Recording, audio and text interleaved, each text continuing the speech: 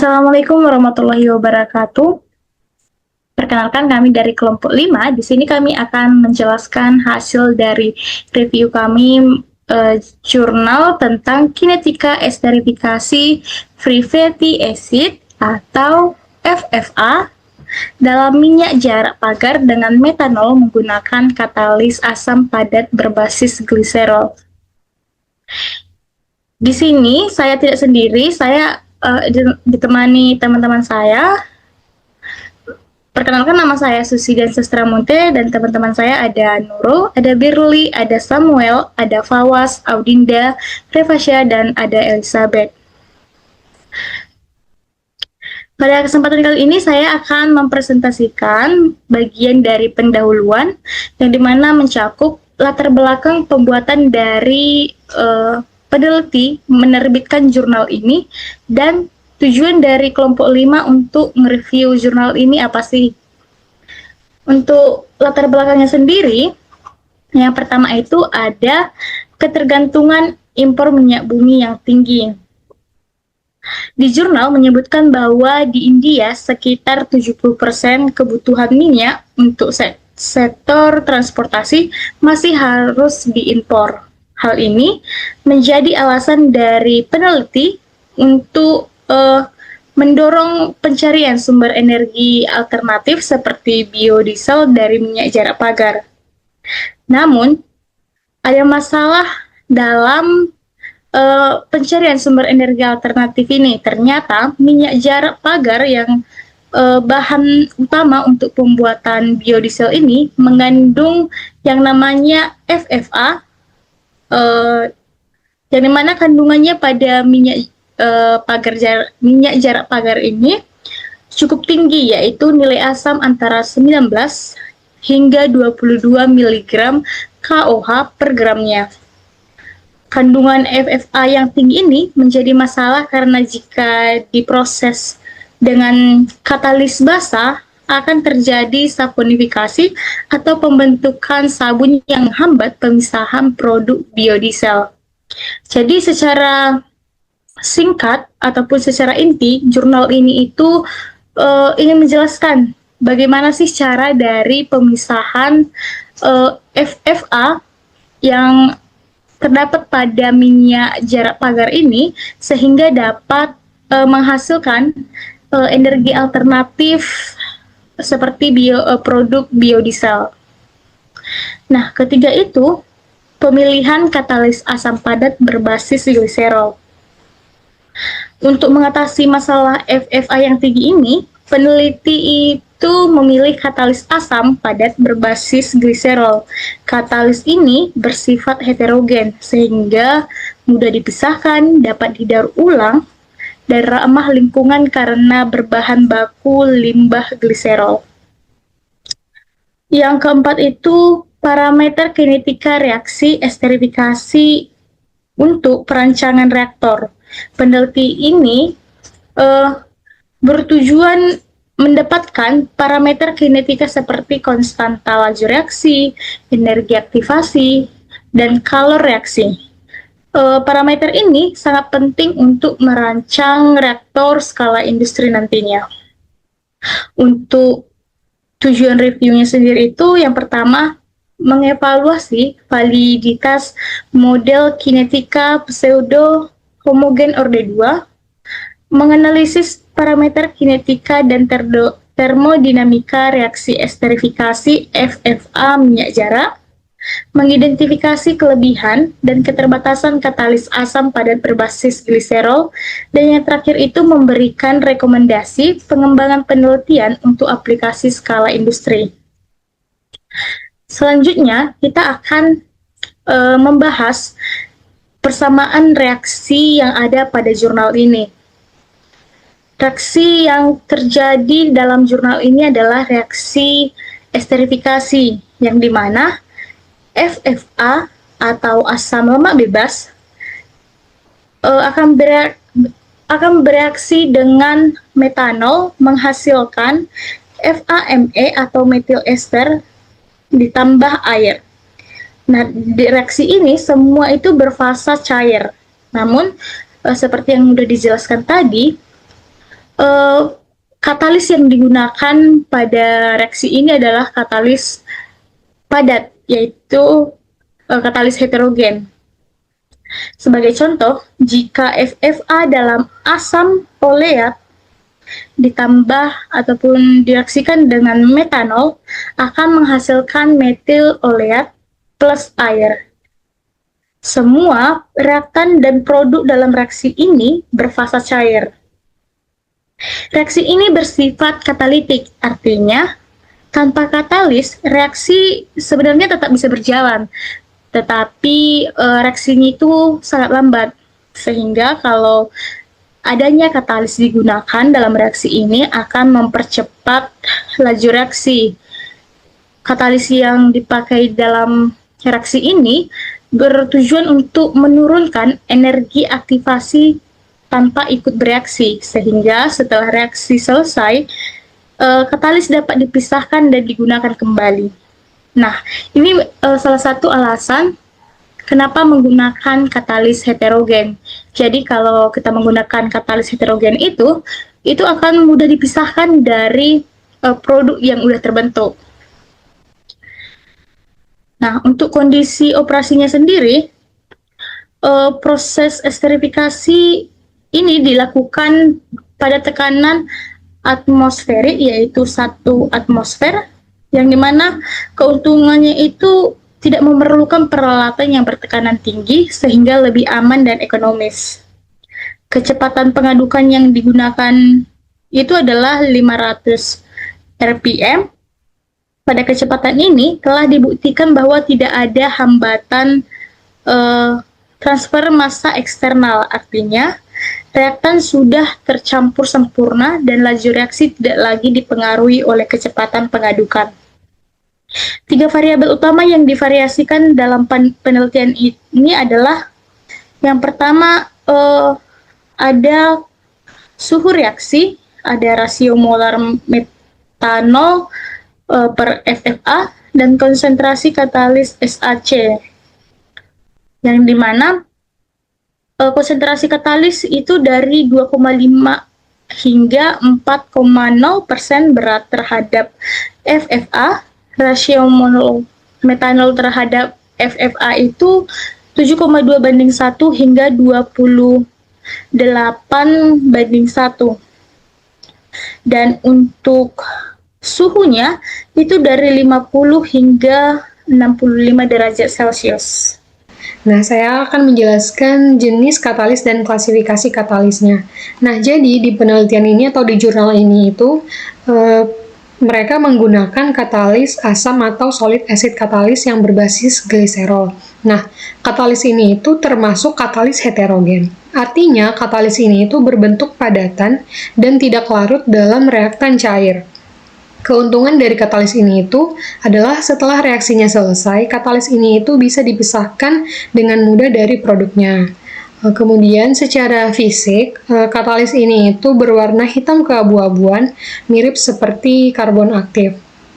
Kemudian, gugus aktif yang berperan cepat dalam reaksi adalah gugus sulfonat atau SO3H, yang dimana gugus ini itu menempel pada struktur karbon katalisnya. Nah, gugus SO3H ini bersifat asam bronset. Nah, maksudnya bersifat asam bronset itu artinya gugus ini mampu menyumbangkan proton atau ion H+-nya. Yang nantinya proton inilah yang akan mengaktifkan FFA sehingga reaksi esterifikasinya itu bisa berlangsung lebih cepat. Karena mengandung gugus SO3H, katalis ini itu termasuk katalis tersulfonasi. Nah, istilah tersulfonasi di sini itu adalah material yang telah melalui proses sulfonasi, yaitu proses memasukkan gugus sulfonat ke dalam strukturnya. Konsentrasi katalis divariasikan dari 2,5% hingga 4% berat terhadap FFA. Nah, konsentrasi optimal itu ditemukan pada 3,5%. Pada kondisi optimal ini, konversi FFA-nya itu yang dicapai adalah sebesar 93,03%. Selanjutnya, keunggulan dari katalis ini itu ada mudah dipisahkan dari produk, dan juga dapat didaur ulang dan tidak mencemari produk, dan lebih ramah lingkungan. Selanjutnya saya akan menjelaskan bagian dari bahan bakunya. Nah, bahan baku yang digunakan itu ada dua, yaitu minyak jarak dan metanol. Saya akan menjelaskan bahan baku yang pertama, yaitu minyak jarak. Jadi, minyak ini itu berasal dari pabrik penggilingan padi di Telangana di India. Yang perlu teman-teman perhatikan itu minyak jarak ini itu punya kadar FFA atau asam lemak bebas yang lumayan tinggi, yaitu sekitar 9,4 sampai 22 mg KOH per gram minyak. Nah, angka ini itu setara dengan kurang lebih sebesar 10 sampai 12% FFA-nya. Nah, kenapa itu penting? Karena kalau FFA-nya tinggi, minyak ini itu nggak bisa langsung direaksikan pakai katalis basah. Jadi, kalau nanti dipaksa, nanti yang terjadi itu bukan biodiesel, malah akan terbentuk sabun. Istilah lainnya itu terjadinya saponifikasi. Nah, makanya sebelum masuk ke proses utama, FFA-nya itu harus diturunkan dulu lewat reaksi esterifikasi. Untuk komposisinya itu, minyak jarak ini sebagian besar itu terdiri dari dua jenis asam lemak, yaitu asam oleat sekitar 37,74% dan juga asam linoleat itu sekitar 37,99%. Nah, sisanya adalah asam palminat dan juga asam terat. Nah, satu lagi, minyak jarak ini itu termasuk bahan baku yang baik karena tidak bersaing dengan kebutuhan pangan. Jadi, nggak kayak minyak sawit atau minyak kelapa yang juga dipakai untuk masak. Kemudian, saya akan menjelaskan tentang bahan baku metanol. Nah, bahan baku metanol ini adalah bahan baku yang kedua. Metanol yang dipakai itu memiliki kemurnian sebesar 99,5%. Nah, ini merupakan angka yang cukup tinggi. Nah, metanol ini didatangkan dari perusahaan bernama S-Define Chemicals yang ada di Mumbai, India. Dan yang menariknya, metanol ini langsung dipakai tanpa dimurnikan lagi.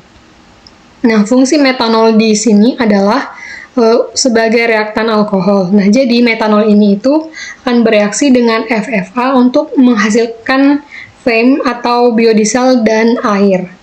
Nah, yang perlu dicatat itu metanol ini itu sengaja dipakai dalam jumlah yang lebih banyak dari yang seharusnya. Secara stoikiometrinya, perbandingan metanol FFA itu idealnya 1:1. Tapi di sini metanol yang dipakai itu berlebih dengan rasio bervariasi dari 7,2:1 sampai 28,8:1. Nah, kenapa bisa dipakai berlebih? Nah, tujuannya itu adalah untuk menggeser kesetimbangan reaksi ke arah produknya. Jadi, semakin banyak metanol, semakin banyak juga FAME yang akan terbentuk. Itu sesuai dengan prinsip Le Chatelier. Namun, dalam penelitian ini ada keterbatasan suhu operasinya. Jadi, metanol itu titik didihnya 64,7 derajat Celcius. Jadi, kalau suhu reaksi terlalu panas, metanolnya bakal menguap. Makanya suhu operasi dibatasi maksimal itu sebesar 65 derajat Celcius. Nah, kalau lebih dari itu metanolnya hilang sehingga reaksinya itu tidak optimal. Nah, selanjutnya di sini saya akan menjelaskan untuk reaktor yang digunakan. Nah, untuk mengoptimalkan pencampuran reaktan dan katalis, esterifikasi dilakukan dalam reaktor batch berpengaduk yang dilakukan di dalam skala laboratorium. Nah, dengan rincian spesifikasi sebagai berikut. Nah, untuk kecepatan pengaduknya itu dijaga di 500 RPM untuk menghilangkan resistensi perpindahan massa eksternal pada cairnya. Terus yang selanjutnya itu untuk sistem pengendalian suhu pada reaktor batch berpengaduk ini digunakan jenis pemanas yaitu water bath dengan pengontrol suhu supaya menjaga stabilitas secara isotermal. Nah, selanjutnya untuk suhu operasi optimumnya sendiri dijaga di 65 derajat Celcius untuk mendekati titik-titik didih reflux metanol pada tekanan atmosferis. Selanjutnya untuk sifat reaksi sendiri di reaktor ini bersifat endotermis, di mana dia membutuhkan suplai panas.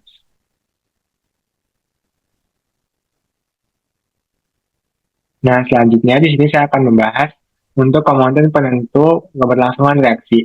Nah, untuk komponen yang dipilih sendiri itu ada FFA atau Free Fatty Acid atau asam lemak bebas.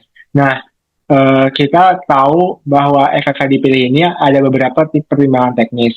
Yang pertama, karena FFA di sini bertindak sebagai reaktan utama dalam proses ini. Nah, secara logika kinetika, konsentrasi reaktan pasti harus akan terus menurun seiring dengan terbentuknya produk. Kedua, bahan baku minyak jarak yang digunakan memiliki karakteristik spesifik berupa kadar FFA awal yang sangat tinggi, yakni pada sekitar 19,4 hingga 22,2 mg KOH per gram, yang dimana ini mudah untuk diukur. Tingginya angka awal ini justru memberikan keuntungan analisis, karena penurunan konsentrasinya menjadi sangat mudah dan jelas untuk diukur. Pada dasarnya, tujuan paling fundamental dari perlakuan esterifikasi ini memang difokuskan untuk mengeliminasi atau menurunkan kadar FFA tersebut atau asam lemak bebas tersebut. Nah, lalu gimana sih kita buat mengkuantifikasi penurunan tersebut? Nah, parameter ukur yang kita gunakan adalah acid value atau AF, atau angka asam dengan satuan KOH per gram sampel. Nah, dari nilai AV ini kita bisa menghitung persentase konversi reaksi. Rumus konversi yang digunakan adalah X% sama dengan 1 dikurang AV akhir per AV awal dikali 100%. Nah, yang dimana bahwa konversi FFA ini dihitung berdasarkan penurunan angka asam sebelum dan sesudah reaksi menggunakan persamaan tersebut. Nah, untuk X ini di sini adalah konversi dari FFA dalam bentuk persen, dan AV awal adalah angka asam minyak sebelum reaksi atau bahan baku dalam satuan miligram KOH per gram sampel. Untuk AV akhir itu adalah angka asam setelah reaksi berlangsung selama waktu dengan satuan miligram per KOH gram sampel. Nah, semakin besar nilai X, maka semakin banyak FFA yang berhasil dikonversi menjadi FAMA. Nah, apabila nilai angka asam atau FFA semakin turun seiring berjalannya waktu, maka persentase konversi akan semakin meningkat. Hal ini dapat mengindikasikan bahwa reaksi esterifikasi kita berlangsung dengan baik dan mengarah pada pembentukan beryl ester.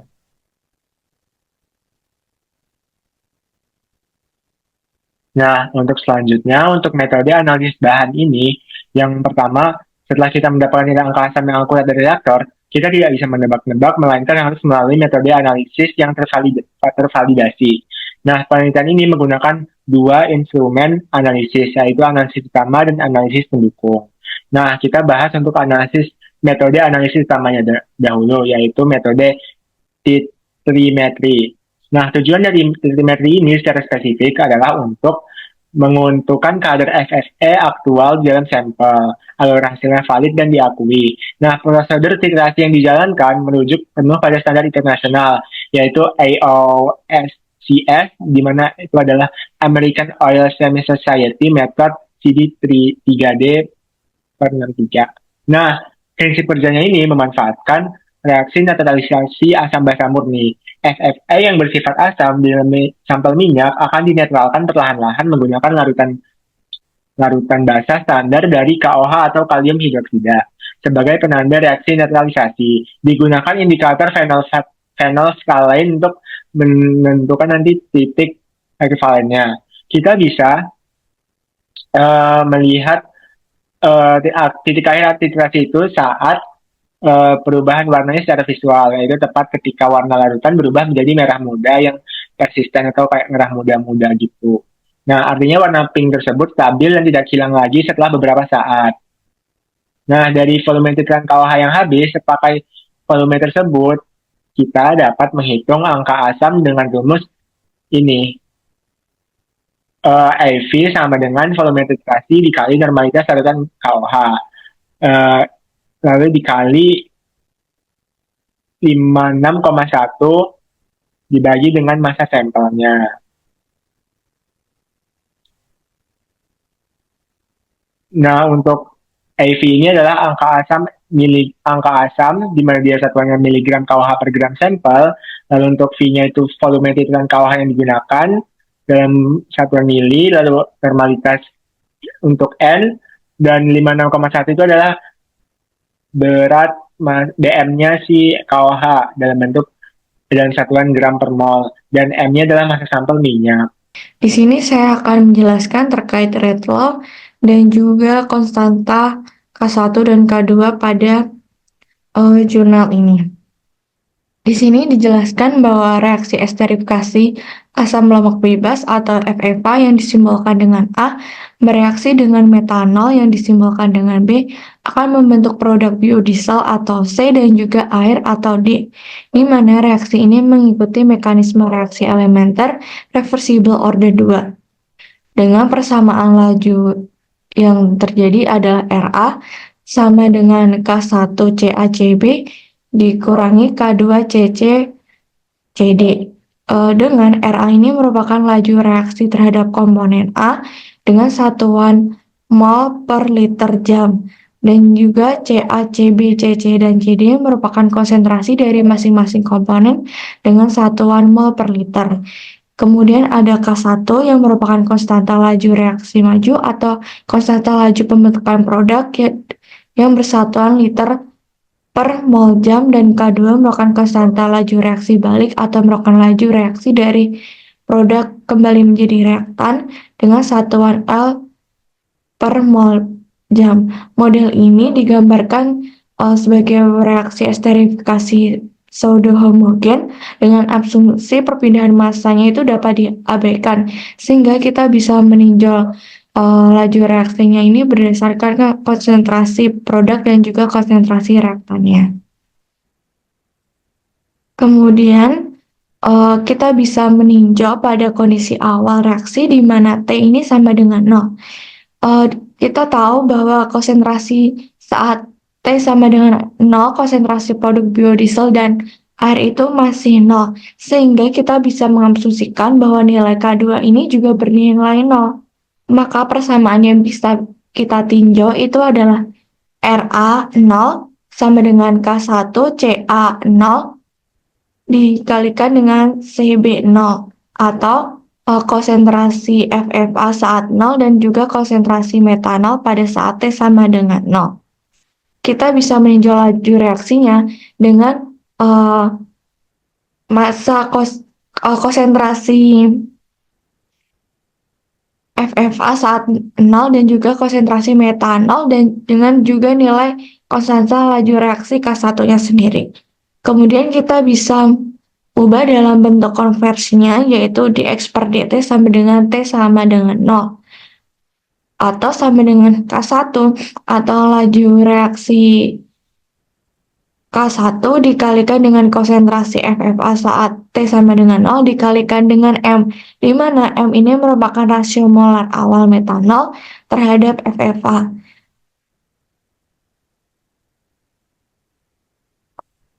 Kemudian di sini kita akan menentukan nilai K1 dan K2, di mana model kinetikanya ini kita adalah order 2 reversible. Kenapa kita bisa mengambil atau menyimpulkan ini merupakan order 2? Karena untuk pengambilan order ini kita berdasarkan pada reaktannya sendiri. Di sini ada reaktan FFA dan juga reaktan metanol, di mana pangkatnya ini adalah masing-masing 1. Sedangkan untuk ordernya sendiri adalah merupakan jumlah total dari semua pangkat pada reaktannya. Jadi untuk pangkat 1 ditambah 1 sama dengan 2, maka dari itu kita mengikuti persamaan tersebut sehingga kita bisa mengambil atau mengasumsikan bahwa persamaan ini mengikuti order 2. Kemudian di sini kita akan mencari nilai K. Kita tahu bahwa nilai K besar itu bisa kita ambil dari K1 per K2-nya. Ini dari persamaan K1 CA CB sama dengan K2 CC dikalikan CD. Kita turunkan dengan kita bisa mengambil nilai K1 dibagi dengan K2. Nah, maka dari itu kita juga bisa mengasumsikan pada saat keadaan setimbang ataupun kita bisa mengambil stoikiometrinya bahwa X sama dengan SE. Ini kita bisa tahu bahwa untuk stoikiometri pada masing-masing konsentrasi. Maka dari itu, nilai K sendiri ini adalah K1 per K2. Kita masukkan dari masing-masing pada konsentrasi saat keadaan setimbang. Kemudian kita mensubstitusikan nilai-nilainya dari nilai stoikiometri tersebut. Nah, karena CaO ini di pembilang ada 2, dan juga CaO di penyebut juga ada 2, maka kita bisa saling meniadakannya. Atau kita bisa menyederhanakannya seperti ini. Nah, ini karena CaO di pembilang dan juga di penyebut itu sama-sama berpangkat 2, maka kita bisa mencoretnya. Sehingga kita dapatkan nilai K ini adalah XE pangkat 2 per 1 dikurangi XE dikalikan M kurangi XE.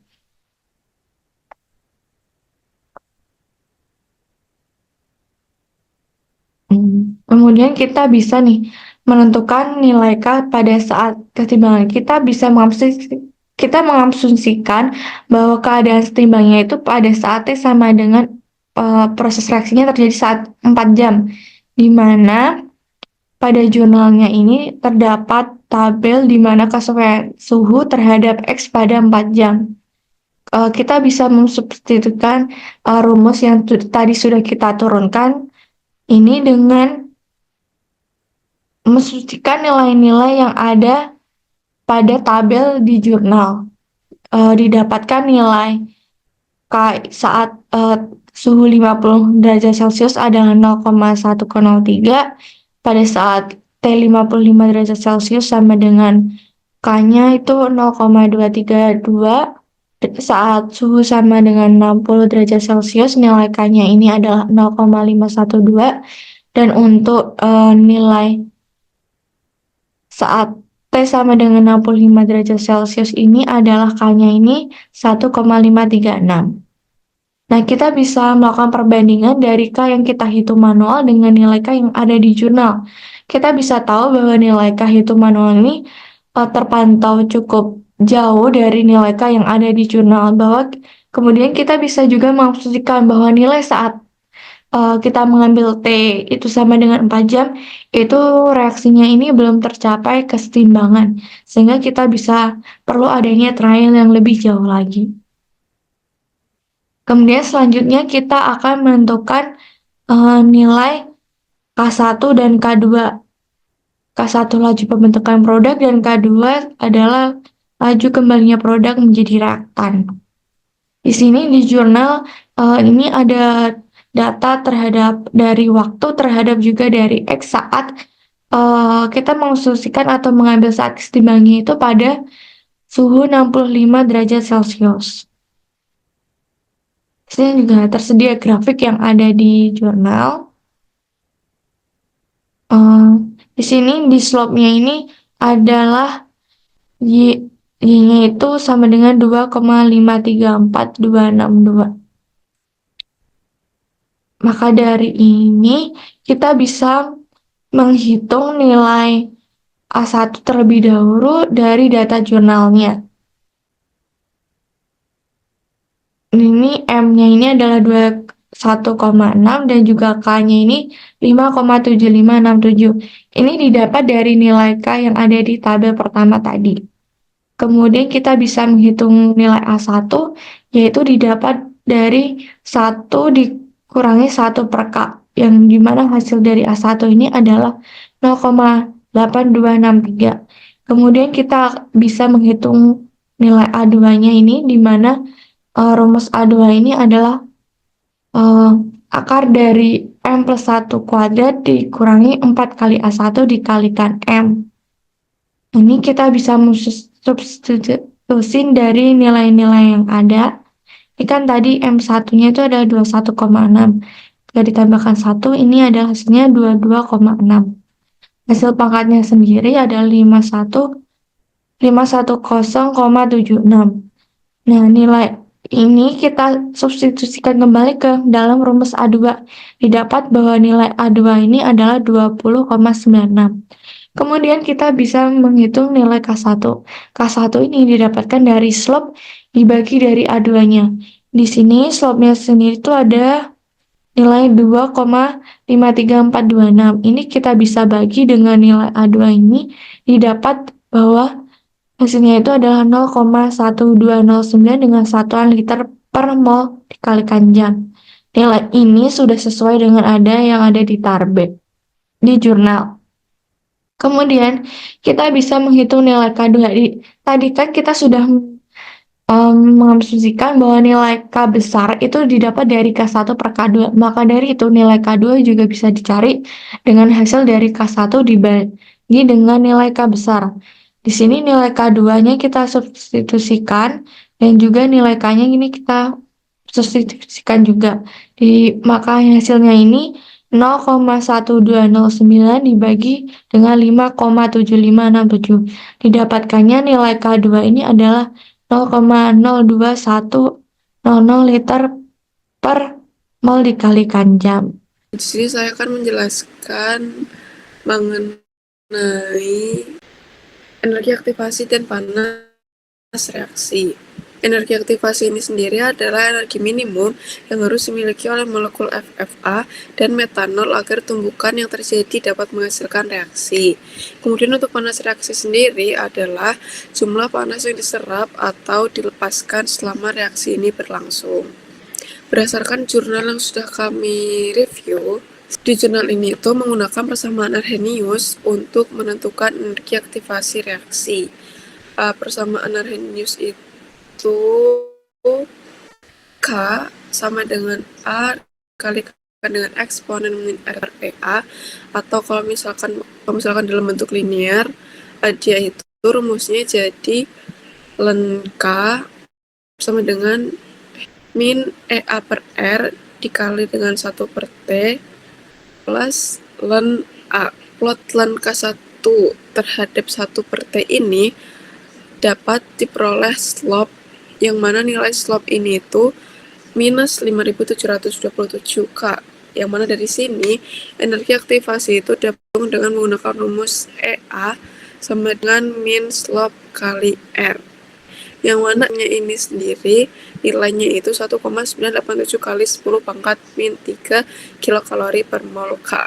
Maka 5727 dikalikan dengan 1,987 dikali 10 pangkat min 3, yang mana hasilnya itu nanti 11,378 kilokalori per mol. Nah, sama dengan minus 47,6 kilojoule per mol. Dan untuk faktor frekuensinya itu, atau A, diperoleh dari intercept adalah 2,76 kali 10 pangkat 6 L liter per mol jam. Sehingga persamaan Arrhenius yang dihasilkan adalah K1 sama dengan 2 min 10, ini 378 per RT. Selain energi aktivasi, di jurnal itu juga menentukan panas reaksi, yang mana panas reaksi ini menggunakan persamaan Van Hoff di konstanta, di mana nilai delta H-nya sendiri itu adalah 10,315 kilokalori per mol. Interpretasi dari nilai delta H ini adalah positif, yang mana positif ini membuktikan bahwa reaksi esterifikasi FFA ini bersifat endotermik, yang mana endotermik ini adalah reaksi yang membutuhkan panas agar dapat berlangsung dengan baik. Kemudian selanjutnya itu ada validasi model. Metode validasi yang dilakukan yaitu adalah membandingkan konversi FFA hasil prediksi model dengan data eksperimen di laboratorium. Kemudian hasil dari validasi yang ada di jurnal ini, secara singkatnya itu ada matriks yang terdiri dari R pangkat 2 atau koefisien determinasi, dan ada deviasi. Nah, R2-nya ini nilainya itu 0,9484 sampai 0,9939. Yang mana model ini sudah sangat baik karena mendekati 1, dan model ini sudah menjelaskan 99% variasi data eksperimen. Kemudian ada deviasi yang mana nilainya itu kurang lebih 5%, yang mana akurasi modelnya sudah sangat tinggi. Dari nilai R2 yang mendekati 1 dan deviasi yang kecil ini menunjukkan bahwa model kinetika order 2 reversibel yang diusulkan sangat baik dalam memprediksi perilaku reaksi. Kemudian di sini ada cara perhitungan K1 dari slope grafik. Itu memplot persamaan ln 2A1X dikurangi M ln dalam kurung 2A1 kali X dikurangi M dikurangi 1 dikurangi A2, kemudian dikalikan lagi dengan minus M dikurangi 1 plus A2 dibagi dengan 2A1 kali X kurangi M dikurangi 1 ditambah A2 dikali lagi dengan min M dikurangi 1 dikurangi A2 terhadap CAOT. Kemudian dari grafik tersebut diperoleh slope dengan nilai 2,534262. Kemudian nilai A2 dari rumus sebelumnya dapat dicari dengan menggunakan data M. M-nya itu 21,6, K-nya itu 5,7567, kemudian A1-nya itu dapat dicari dengan rumus 1 kurangi 1 per K besar, yang mana K-nya itu 5,7567, sehingga hasilnya 0,8263.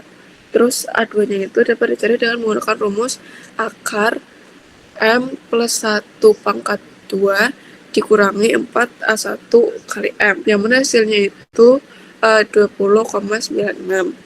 Maka K1-nya ini dapat dicari dengan menggunakan rumus slope per A2. Slope-nya itu 2,534262, A2-nya itu 20,92. Maka hasilnya itu 0,1209 liter per mol jam. Kemudian untuk K2-nya itu sendiri dicari dengan menggunakan rumus K1 per K besar, yang mana K1-nya itu 0,1209, K-nya itu 5,7567 dibagi hasilnya 0,02100 liter per mol jam. Jadi model kinetika order reversibel yang diusulkan ini itu telah tervalidasi dengan baik terhadap data eksperimen dengan R pangkat 2 yang nilainya itu 0,9484 sampai 0,9939, yang mana itu sudah mendekati 1, dan deviasinya yang kurang dari 5%. Model ini dapat digunakan untuk keperluan perancangan reaktor skala berat maupun scale up proses esterifikasi FFA dari minyak jarak bakar. Sini. Jadi sedikit menyinggung dari apa yang rekan saya jelaskan sebelumnya. Jadi kita akan lebih berpacu pada jika kita lihat di tabel yang udah disediakan di PowerPoint di poin 11.6 ini, kita akan berpacu kepada yang namanya tabel. Jadi tabelnya itu kita lebih terfokus kepada tabel yang temperatur. Jadi di mana di sini kita kelompok 5 memakai beberapa jenis suhu dari 50 derajat Celcius sampai 65 derajat Celcius. Jadi di sini ada dua grafik. Jadi grafik yang pertama atau yang sebelah kiri ini kita mengambil dari jurnalnya langsung, dan grafik kedua ini adalah kita menghitung ulang dengan cara manual di Excel. Jadi kenapa ini penting untuk dibahas? Sebenarnya alasan terbesarnya adalah karena beberapa perhitungan yang ditampilkan di jurnal yang kami tinjau mungkin sedikit berbeda dari apa yang kami lakukan secara manual. Perbedaan di mana? Jadi langsung aja kita bahas di slide 11.7. Jadi kita membahas dulu perhitungan sesuai grafik pada jurnalnya. Jadi kita memakai jurnal. Kalau di jurnalnya itu kita bisa lihat di sini grafik yang kita sebelah kiri ini. Jadi grafiknya yang sumbu X itu adalah 1 per T. Sedangkan grafiknya yang sumbu Y itu adalah ln K. Jadi jika kita dapatkan slope-nya itu kita bisa mengambil dari persamaan fungsinya atau Y sama dengannya. Yang sebelah kiri atau yang dikali dengan X itu adalah sebagai slope, dan yang sebelah kanan sebagai intercept. Jadi di sini kan sebagai slope-nya ada minus 8354,8 dikali X. dan interceptnya itu ada 22,503. Jadi kita coba dulu buat masukin data yang sesuai sama jurnal ya. Kita coba hitung secara manual terlebih dahulu. Di sini kami udah melakukan beberapa percobaan. Jadi kita memakai rumus dasarnya adalah rumus Arrhenius dengan slope yang tadi yaitu minus 8354,8 dan interceptnya adalah 22,503. Jadi untuk menentukan energi aktivasi rumusnya adalah minus gradien dikali R atau tetapan gas ideal. Ini rumusnya dari mana? Sebenarnya rumus ini adalah penurunan dari rumus yang Arrhenius. Jadi di sini kami udah mencoba menghitungnya. Kita input data gradiennya atau yang tadi sesuai dengan persamaan Y-nya di minus 8354,5. Habis itu kita kali dengan tetapan gasnya. Di sini kami memakai 1,987 supaya hasilnya itu sesuai. Jadi satuannya itu langsung kilokal per mol.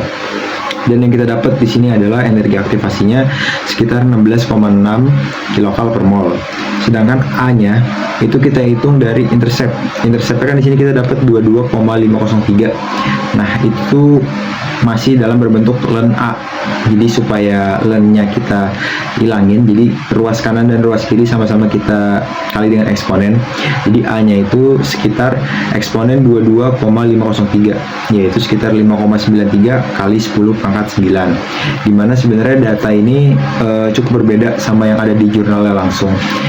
Dan perbedaan yang sangat kita tinjau di sini adalah seperti yang aku bilang tadi kan ada dua tabel, sedangkan yang kiri itu adalah tabel ketika kita mempacu kepada jurnalnya, dan di sebelah kanan itu adalah tabel ketika kita menghitung manual. Jadi kita input semua datanya, data yang ada di tabel ini kita input ke grafik, terus kita visualisasikan dan mendapat Y-nya atau persamaan Y itu yang cukup berbeda, di mana yang sebelah kiri itu minus 8354,8 dikali X plus 22,503.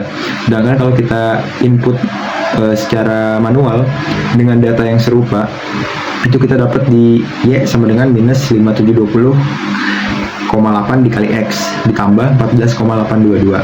Kita langsung tinjau ke grafik yang kedua aja. Grafik yang pertama tadi udah, dan hasilnya itu energi aktivasinya sekitar 16,6 kilokal per mol dan A-nya sekitar 5,93 kali 10 pangkat 9.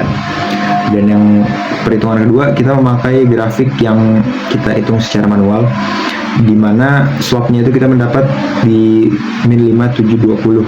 Itu dapat dari perhitungan Excel yang kita lakukan sebelumnya di grafik yang ini, minus 5720 kali 8x. Jadi kita hitung di grafik yang kedua. Di grafik yang kedua kita memakai rumus yang sama kayak tadi. Jadi sebenarnya penurunan rumusnya itu dari Arrhenius, sehingga didapat rumus akhirnya adalah untuk mencari energi aktivasi, di mana energi aktivasi ini rumusnya adalah min slope dikali R, atau R-nya itu adalah tetapan gas. Jadi langsung aja kita input, karena slope-nya itu min 5720 sesuai sama yang udah kita plot sesuai dengan cara manual dengan data yang sama.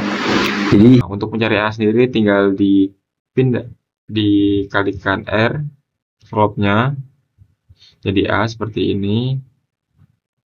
R-nya itu konstanta gas, yang dimana kita memakai untuk perhitungan ini menggunakan kilokal. Sebenarnya kal, cuman karena kilokal ini jadi kita 10 pangkat min 3, makanya ada 10 pangkat min 3 nya pada konstanta gasnya. Nah, di jumlah dikalikan didapatkan 11,36. Ini sudah dibulatkan kilokal per mol. Lalu selanjutnya itu intercept ini sama dengan ln A. Nah, ln intercept ini sendiri tadi 14,822. Nah, untuk mencari A ini kita eksponen kedua ruas. Ln A ini ln-nya itu akan hilang, dan eksponen ini 14,822 dapatkan 2,74 kali 10 pangkat 6. Nah, pada jurnal tersebut dikatakan dari hasil perhitungannya untuk Frank faktor atau A ini dapat sebesar 2,76 kali 10 pangkat 6, dan juga untuk energi aktivasinya itu didapatkan 11,378 kilokal per mol.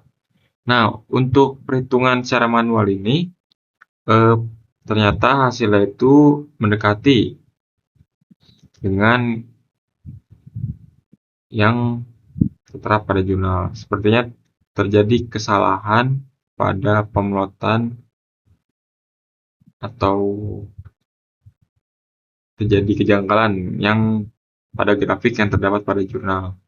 Karena dengan grafik ini hasilnya itu mendekati, padahal kalau dihitung cara ulang dari grafik ini yang tertera pada jurnal itu hasilnya berbeda. Nah, karena kita mendapat hasil lumayan beda nih dari grafik yang ada di jurnal dan juga grafik yang ada kita plot sendiri dengan menggunakan Excel, tapi dengan data yang sama tetapi visualisasi grafiknya itu cukup berbeda. Nah, karena berbeda, jadi kita mengikuti apa yang ada di jurnalnya. Nah, jadi ini kita perbandingan antara grafik yang kita pakai dengan metode manual atau kita hitung sendiri dari jurnalnya, kita input ke Excel, dan juga kita bandingkan dengan grafik yang ada di jurnal langsung. Jadi grafik yang ada di jurnal langsung itu EA-nya sekitar 16,6 kilokal per mol dan A-nya itu 5,93 kali 10 pangkat 9. Itu buat grafik yang ada di jurnal langsung. Terus buat grafik yang kita pakai secara manual dan benar-benar kita input dari ulang ke Excel ya, itu kita mendapat EA-nya itu adalah 11,36 kilokal per mol. Terus interceptnya adalah 14,822 dan A-nya adalah 2,74 kali 10 pangkat 6. Nah, grafik yang kita hitung manual ini atau yang kita input ke Excel ini hasilnya sangat mendekati apa yang ditampilkan data pada jurnal. Kan data pada jurnal itu ada frekuensi faktornya atau kita notasikan dengan A, dan ada energi of aktivasinya atau energi aktivasinya. Dia itu buat A-nya itu 2,76 kali 10 pangkat 6. Kita lihat yang kita plot secara manual, A-nya itu 2,74 kali 10 pangkat 6 dan itu sangat mendekati. Sedangkan kalau kita pakai grafik yang ada di jurnal langsung, A-nya itu 5,93 kali 10 pangkat 9. Jadi yang lebih mendekati pada pembahasan kali ini adalah perhitungan kita yang dengan cara manual atau kita input dari ulang data-data yang ada di tabel sebelumnya. Kita input semuanya ke dalam Excel dan hasilnya lumayan mendekati apa dari hasil yang ada di jurnalnya. Jadi kalau di jurnalnya 2,76, di grafik kita yang kita input secara manual 2,74 kali 10 pangkat 6. Jadi ini mungkin beda sekitar, sebelum dikali 10 pangkat 6 ya, ini beda sekitar 0,02 dan menurut kami sebagai pembahas pada jurnal kali ini itu sangat tipis bedanya. Jadi kalau kita bandingkan dengan apa yang kita tinjau dari tabel grafik sebelumnya itu 5,93 kali 10 pangkat 9 berbanding jauh dengan apa yang kita bahas sesuai dengan grafik yang kita plot sendiri dari Excel. Jadi 2,74 kali 10 pangkat 6. Sedangkan yang satu 2,76 kali 10 pangkat 6. Jadi A-nya ini bisa dibilang jaraknya tidak terlalu jauh kalau kita bandingkan dengan grafik yang kita bahas sebelumnya atau grafik yang langsung dari jurnalnya. Dan itu pun berlaku pada energi aktivasinya. Kita kan ngeplot juga energi aktivasinya. Energi aktivasi dengan grafik yang ada di jurnal itu 16,6 kilokal per mol. Sedangkan grafik yang kita plot pada secara manual atau kita input ke Excel dari ulang itu tuh 11,36 kilokal per mol. Dimana kalau di data jurnal itu energi aktivasi itu 11,378 kilokal per mol. Jadi energi aktivasi yang paling mendekati itu adalah energi aktivasi yang kita tinjau secara manual atau kita input kembali ke dalam Excel sesuai data-data yang kita ada di tabel tadi. Jadi 11,36 ke 11,378 bagi kami itu adalah beberapa mungkin pendekatannya yang kurang atau pembulatannya yang berbeda, tapi 11,36 ke 11,378 itu lebih dekat daripada 11,378 ke 16,6. Jadi mungkin di grafik pada jurnal ini mungkin sang penulis atau yang membuat jurnalnya itu beberapa data yang disediakan di dalam tabel ini mungkin beberapa keliru, jadi sehingga menyebabkan grafik yang ditampilkan itu tidak sesuai. Jadi kita menghitung ulang, karena kemarin juga beberapa hal kita lumayan bingung dengan slope dan A juga energi aktivasi, jadi kita memutuskan untuk memplot ulang data dari grafik ini. Dan memang kalau kita lihat, kita hitung kembali dari grafik yang udah kami buat itu lebih cocok dengan data apa yang ditampilkan jurnal, karena jurnal itu menampilkan hasilnya itu A-nya adalah 2,76 kali 10 pangkat 6 dan energi aktivasinya adalah 11,378, dan itu sangat dekat apa dengan yang kami buat sesuai dengan cara manual. Energi aktivasi 11,36 sedangkan di data jurnal 11,378, itu lumayan dekat. Dan juga untuk A-nya kita dapat 2,74 dikali 10 pangkat 6 dan A yang ada pada jurnal itu 2,76 kali 10 pangkat 6 jika mengikuti grafik yang kami buat secara manual. Dan itu sangat jauh dari kalau kita ngitung manual dengan kita ngitung grafik yang udah disediakan pada jurnalnya, seperti itu. Baik, di sini saya akan menyampaikan terkait dengan kesimpulan kuantitatifnya. Nah, berdasarkan hasil analisis data kinetika dari jurnal Brasman Narhani, berikut merupakan kesimpulan kuantitatif yang diperoleh. Yang pertama terkait dengan kondisi operasi optimum dari proses esterifikasi terkait dengan kondisi operasi optimum untuk proses esterifikasi CFFF minyak dalam minyak jarak menggunakan katalis asam padat yaitu SAC yang berbasis dengan gliserol pada suhu yang optimal yaitu di suhu 65 derajat Celcius dan rasio mol metanol banding dengan FFA itu di 21,6 banding 1 dengan konsentrasi katalis optimal yaitu di 3,5%. Dan waktu operasi di 4 jam dengan kecepatan pengadukan di 500 rpm. Dan yang kedua terkait dengan versi terkait dengan nilai K konstanta forward, laju reaksi forward atau K1 pada suhu optimal yaitu di 65 derajat Celcius. Nilai K1 nya di angka 0,1209 liter per mol jam, sedangkan untuk konstanta reverse atau K2 nya itu di 0,021 liter per mol jam. Dan di sini juga terdapat K kesetimbangan konstanta di mana reaksi tersebut setimbang itu di pada suhu yang sama yaitu di angka 5,7567. Dan berdasarkan reaksi persamaan Arrhenius didapat nilai EA pada atau energi aktivasi dari reaksi tersebut adalah 11,38 kilokalori per mol atau setara dengan 47,6 kilojoule per mol, dengan faktor frekuensi Arrheniusnya sebesar 2,76 kali 10 pangkat minus 4 liter per mol jamnya. Dan di sini juga didapatkan kalor reaksi atau delta H-nya sebesar 10,315 kilokalori per mol jam, yang mengkonfirmasi bahwa sifat dari reaksi ini adalah endotermis. Selanjutnya terkait dengan kesimpulan kualitatif untuk reaksi ini menunjukkan bahwa reaksi ini bersifat endotermis, yang berarti kenaikan suhu meningkatkan konversi dan menggeser kesetimbangan ke arah produk. Yang kedua, efek dari reaktan berlebih tersebut, penggunaan metanol berlebih itu berhasil menggeser reaksi ke kanan dengan sesuai dengan prinsip Cutler dan batas katalis.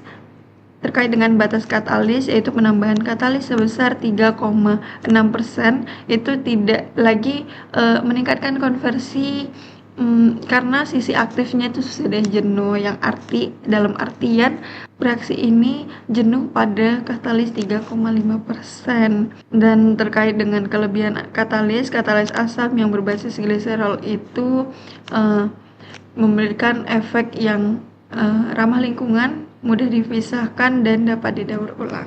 Sekian terkait dengan kesimpulan yang dapat saya berikan dan dapat kelompok kami berikan. Lebih dan kurangnya minta maaf. Wassalamualaikum warahmatullahi wabarakatuh.